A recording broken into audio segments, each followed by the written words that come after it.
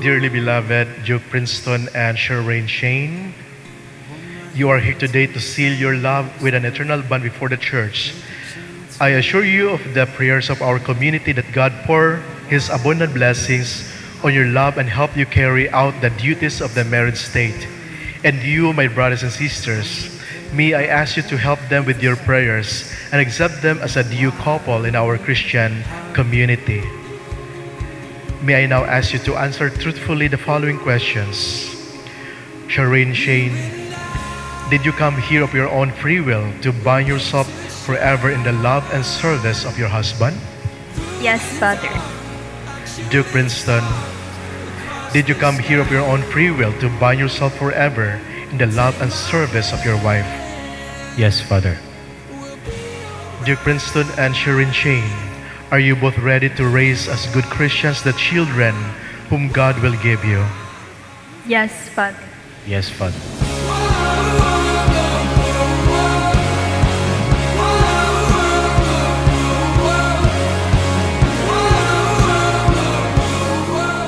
Kaning ako mo ang story gyud na so good ginis ka nang gitawag og kuan reto-reto. Naami common friend ni Duke, and then siya mo'y nag-introduce na mong Una namong pagkita is nakoy gi adto diri sa Dumaguete. Then siya napud siya gi process. nag-meet me una sa PRC kay nagkaano ko dito, nag-renew sa ako ang license, and then napod siya dito sa Rob. So dito na lang may nagkita. I feel like this is gonna be the best year of our lives, and it starts to light.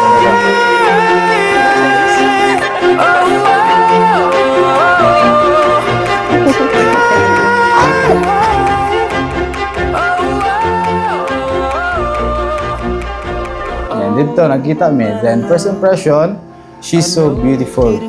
Although gamas siya, pero pakita rin ako, bahala gamas.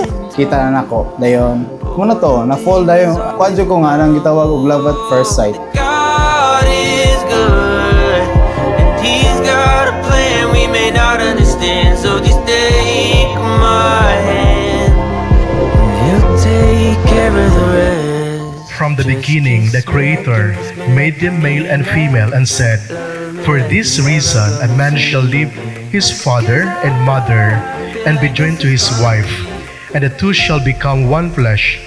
So they are no longer two, but one flesh.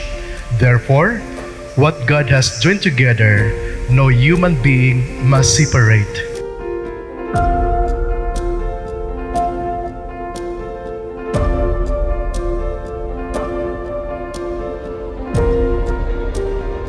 Level-headed siya, kanang kalma lang siya.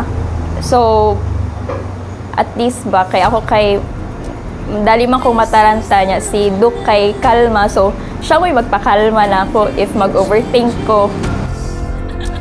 We'll never be the same.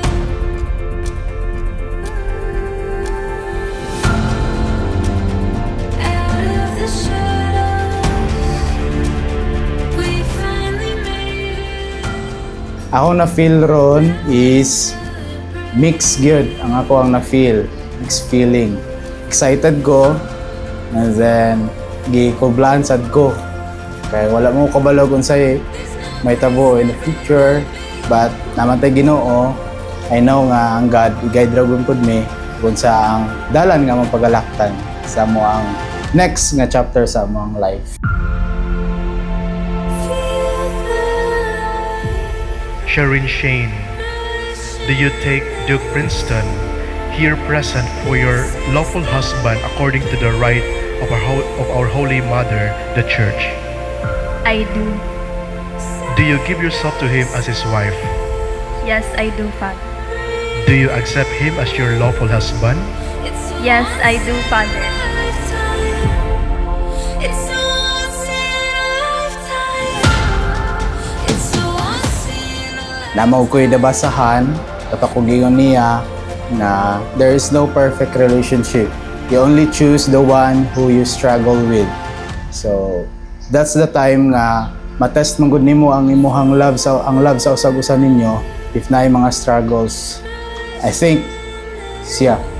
And siya jud ang akong gipili para ma-struggle with.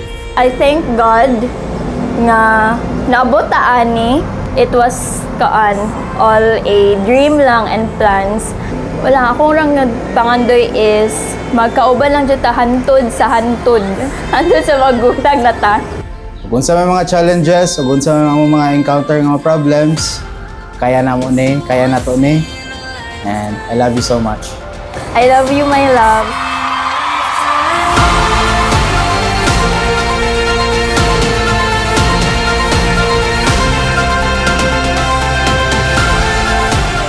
Duke Princeton, do you take Shireen Shane here present for your lawful wife according to the right of our Holy Mother, the Church?